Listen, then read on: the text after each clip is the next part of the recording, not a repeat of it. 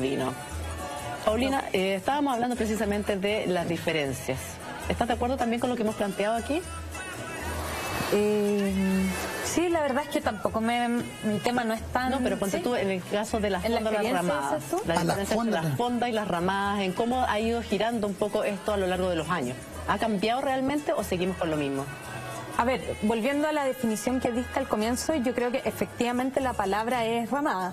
La fonda era un lugar para pernoctar. Hoy en día la estamos ocupando como sinónimos, pero en el pasado era como...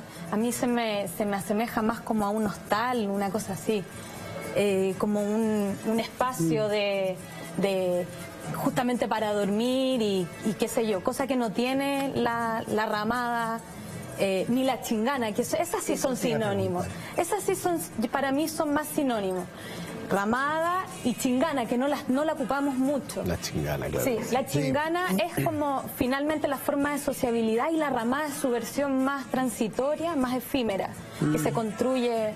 ¿Y por qué se perdió un poco eso de la idea de la fonda como se conocía antes, don Osvaldo? Porque todas estas expresiones son dinámicas, sí. Entonces se van acomodando a los tiempos.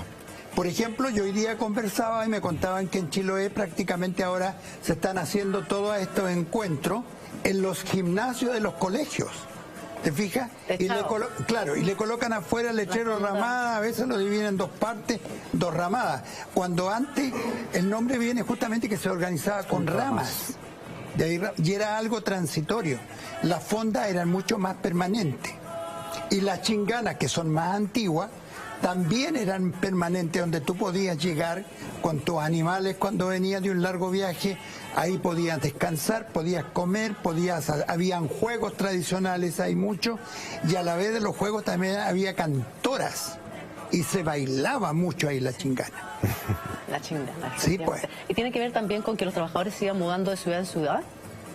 No tanto, fíjate, porque por ejemplo en San Fernando, de donde vengo yo, según las crónicas, había más de 40 chinganas. Puede ser que hacia San José de los Lingues hubo esclavos negros. Y en Roma, una localidad que todavía está, hay muchas expresiones de los afrodescendientes de ese lugar. Entonces, dicen que esas cantoras, que eran mulatas o algunas definitivamente negras, cantaban muy bien. Y ellas eran las que regentaban esta chingana. Claro. Y en ese sentido, en cuanto a la gastronomía, lo que se servía en aquellas fondas, en las chinganas, en las ramadas, a lo que se sirve hoy día, Juan Pablo. La verdad es que no tengo una respuesta muy clara para eso porque no he investigado lo que se comía anteriormente. Yo creo que alguien que se dedica a la historia lo puede contestar mejor, pero yo tengo la impresión de que la empanada estaba presente desde el Pequén y la empanada estaba presente... El Pequén se perdió un poco, por lo menos en el centro del país, ¿o no? Claro, lo que pasa es que el Pequén es la empanada primigenia, la empanada que se hacía solo con este pino de cebolla, esta cebolla picadita. Las carnes de vacuno posteriormente se agregaron.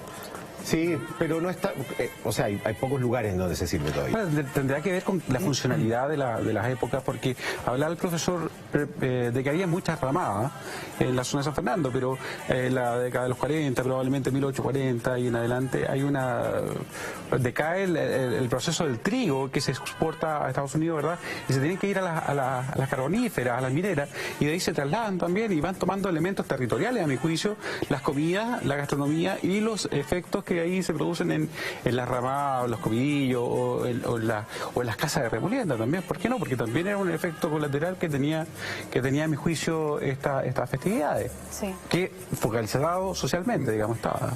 Mira, en general los relatos son bastante generales, al menos los del siglo XIX son bastante generales, pero se hace mención de de la chicha, obviamente, del consumo de alcohol.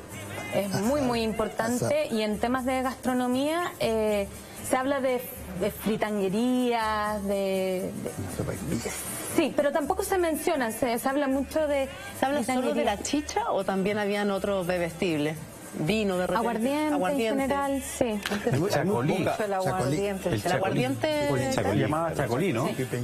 Chacolí, que es de origen vasco finalmente, pero que aquí tomó una importancia. La fiesta en el Parque Cousiño del tiempo de Prieto, y tenemos muchos cuadros de Rugienda, de Israel Roa, con con el palo encebado, enjabonado, como le quieras llamar, porque tiene muchos nombres, que no es un juego nuestro, por supuesto, viene de Italia, de Nápoles, que era de comida, porque todo lo cambiamos. ¿Y por qué lo sentimos tan nuestro? ¿Nos jactamos del palo Los juegos encebado? son adoptados y adaptados. No hay ningún juego chileno. Como todos vamos adaptando las comidas también. No tenemos ningún juego chileno. Ni uno, Karen. No, existen solamente dos juegos en América. ¿Cuál? El elástico que tú me preguntabas antes, que se creó en Bolivia por la altura y era con tipas de llama. ¿Ya? Y la canasta que le inventaron los uruguayos. Mira, Karen, vamos a hacer algo. Tenemos todos los juegos que ustedes están viendo en nuestro estudio. Vamos a seguir hablando de la danza, de la gastronomía, de la historia y también, por supuesto, de las cerámicas que van diferenciando en nuestro país, pero luego esta pausa comercial. Vamos a hacer una pausa colación de cortita. comida después.